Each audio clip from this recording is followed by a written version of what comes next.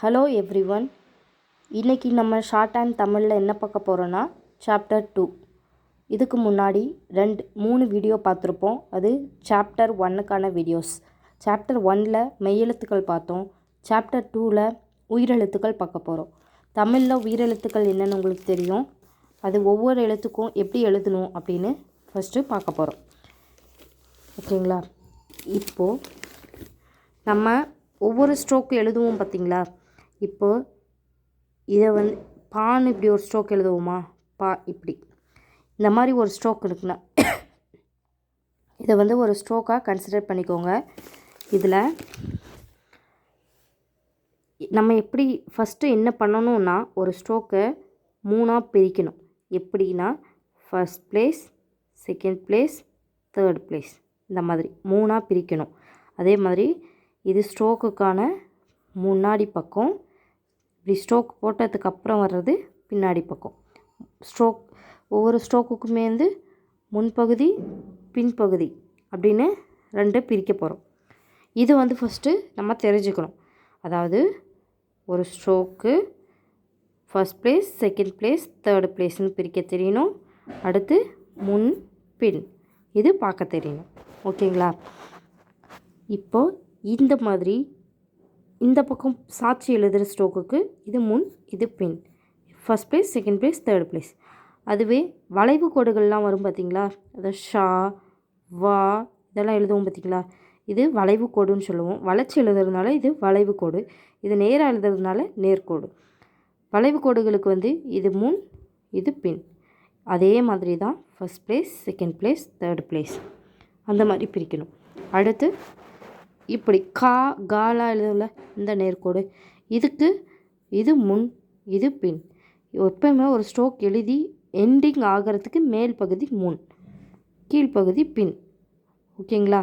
இப்போ ஒரு ஸ்ட்ரோக் எழுதி எண்டிங் ஆகிறதுக்கு இந்த பக்கம் முன், லெஃப்ட் சைடு முன், ரைட் சைடு பின். ஓகே. இப்போ காலை இது first place, second place, third place. முதல் கார்னரை ஃபஸ்ட் பிளேஸ்ன்னு சொல்லுவோம். நடுவில் இருக்கிறத செகண்ட் பிளேஸ்ன்னு சொல்லுவோம். மூணாவதாக இருக்கிறத தேர்டு பிளேஸ்ன்னு சொல்லுவோம். மூணாவதுனா எட்ஜு. அடுத்து இந்த வளைவு கோடு பார்த்தோம் பார்த்திங்களா, மா, இம்பா அதெல்லாம் பார்த்தோம் இல்லையா. இதுக்கு இது முன்னாடி, இது பின்னாடி. இது first place, second place, third place. ஓகேங்களா? அப்புறம் ராலாம் பார்த்தோம் இல்லையா, ரா, இச்சா அந்த மாதிரிலாம் இப்படி போட்டோமா. ராக்கு இது முன், இது பின். First place, second place, third place. ஓகேங்களா? செகண்ட் சாப்டரில் இதுதான் பேசிக். இது ஃபஸ்ட்டு தெளிவாக தெரிஞ்சால் தான் நம்ம அடுத்து படிக்க முடியும். இப்போது ஒரு உயிரெழுத்துக்கள் எப்படி எழுதணும்னு சொல்கிறேன். இது ஸ்ட்ரோக்குன்னு கன்சிடர் பண்ணிக்கோங்க. உயிரெழுத்துக்களில் குறில், நெடில் 2 இருக்கா.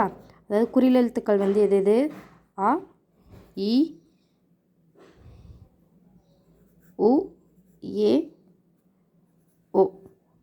இது 5 குறில் எழுத்துக்கள் சொல்லுவோம். மற்றது 7 நெடில் எழுத்துக்கள் சொல்லுவோமா. இப்போ குறில் எழுத்துக்களில் ஃபஸ்ட்டு பிளேஸில் இது நான் சொன்னேன்னா first place, second place, third பிளேஸ்னு ஒரு ஸ்ட்ரோக்கை பிரிக்கணும்.